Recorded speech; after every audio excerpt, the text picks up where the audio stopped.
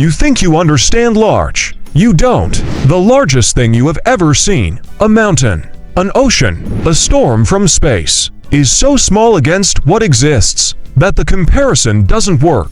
The math breaks down. Your brain produces a number and then quietly refuses to process it. This isn't about scale. It's about the specific feeling of realizing that everything you've ever known fits inside a rounding error. Let's start somewhere familiar. Earth, the planet you were born on. The only world any human has ever touched. It is 12,740 kilometers across. That sounds large because, for you, it is. It takes 24 hours to rotate once. It takes a year to orbit the sun. It feels permanent, immovable. But here's what that actually means. If you shrank the sun to the size of a basketball, Earth would be a peppercorn.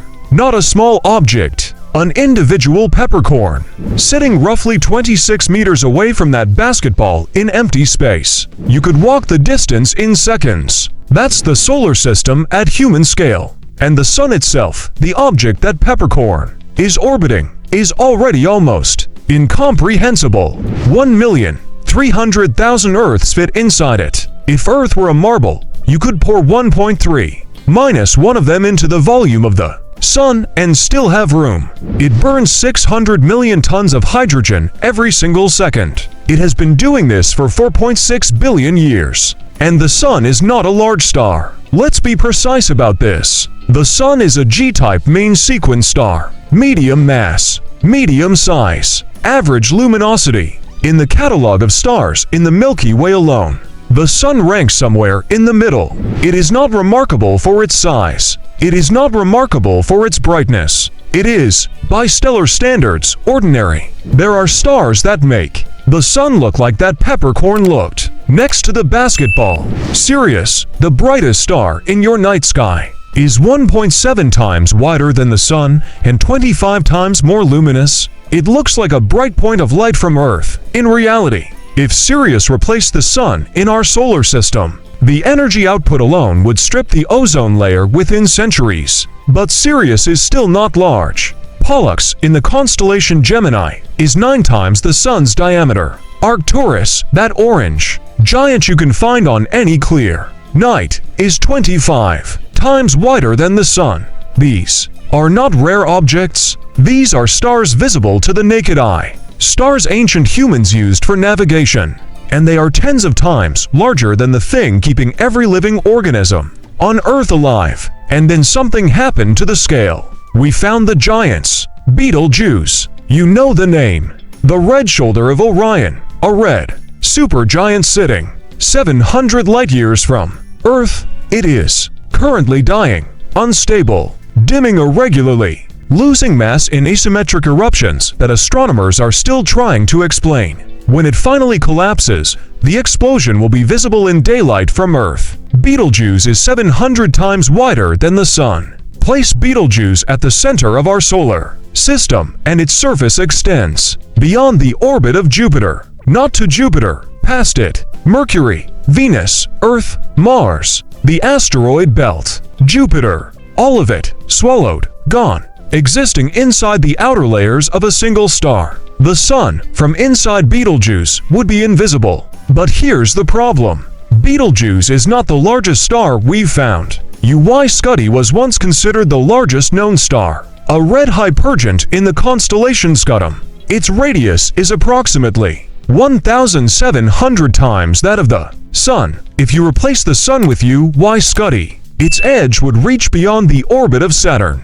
6 of the 8 planets in our solar system would orbit inside it. Stephenson to 218 is larger still. Estimates place it at roughly 2,150 solar radii. It sits 20,000 light-years from Earth in a dense star cluster. If it occupied the sun's position, its photosphere would extend nearly to the orbit of Uranus. We are no longer talking about astronomical objects you can meaningfully picture. We are talking about volumes of hot plasma so vast that light takes hours to cross them. Objects large enough to contain the entire inner and outer solar system within their atmospheric layers. And yet, a single star, any star, is not the largest thing in the universe. Not even close. Let's be precise about this. Stars exist in clusters. Clusters exist in galaxies. Our galaxy, the Milky Way, contains between 100 and 400 billion stars. It spans 100,000 light-years across. The Milky Way is so large that light, traveling at 299,792 kilometers per second, takes 100,000 years to cross it. If you drove a car at highway speed without stopping, you would reach the Sun in approximately 170 years. To cross the Milky Way at the same speed, you would need to point to trillion years. That is 160 times the current age of the universe. And the Milky Way is not a large galaxy. The Andromeda Galaxy, our nearest major neighbor, is 220,000 light-years across, more than twice our size. It contains roughly 1 trillion stars. It is falling toward us right now, pulled by mutual gravity, closing the distance at 110 kilometers per second. In 4.5 billion years, the two galaxies will collide. IC 1101 is the largest galaxy currently catalogued. It sits at the center of a massive galaxy cluster, 1.04 billion light-years from Earth. It spans 6 million light-years. If IC 1101 replaced the Milky Way, its edges would reach past the Magellanic Clouds, past Andromeda, encompassing nearly every galaxy we consider part of our local neighborhood. It contains an estimated 100 trillion stars. The Milky Way, the galaxy that already felt incomprehensible, fits inside IC 1101 with room to spare. Hundreds of Milky Ways could fit inside it, and galaxy clusters are larger still. The Virgo cluster contains over 1,300 galaxies. The Laniakea supercluster, the structure our galaxy belongs to, spans 520 million light-years and contains the massive 100 million billion suns, 520 million light-years. Everything described so far: Earth, the solar system, the Milky Way, Andromeda, IC 1101, all of it fits within one single supercluster, one node in a vast network. But here's what that actually means. Laniakea is not the largest structure in the universe either. The Hercules corona Borealis Great Wall is a filament of galaxy superclusters. It stretches approximately 10 billion light-years. That is roughly 1/10 the diameter of the observable universe itself. It is so large that, at the speed of light, crossing it would take 10 billion years, twice the age of the Earth. It was discovered in 2013. We are still trying to understand how it formed. Standard cosmological models didn't predict structures this large could exist. Its existence challenges the assumption that matter is evenly distributed across the universe at the largest scales, an assumption called the cosmological principle, which underlies much of modern physics, a single structure that puts our models in question.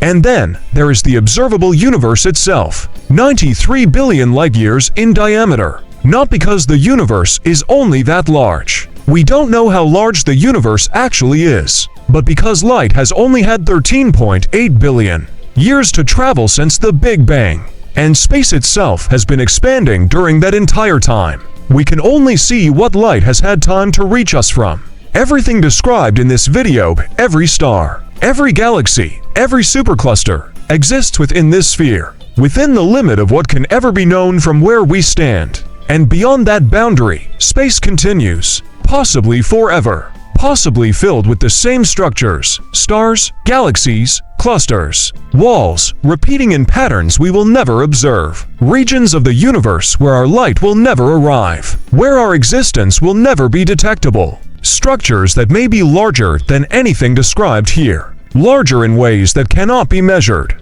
Here's what that actually means. The largest thing we've found, the Hercules corona, Borealis Great Wall, is a fraction of the observable universe. The observable universe is a fraction of the actual universe. The actual universe may be infinite. Everything in this video, every object, every measurement, every number that collapsed your sense of scale, all of it together, combined, added up, may represent an almost unmeasurably small portion of what exists. You began this video on a peppercorn. You are still on it. The peppercorn did not get larger.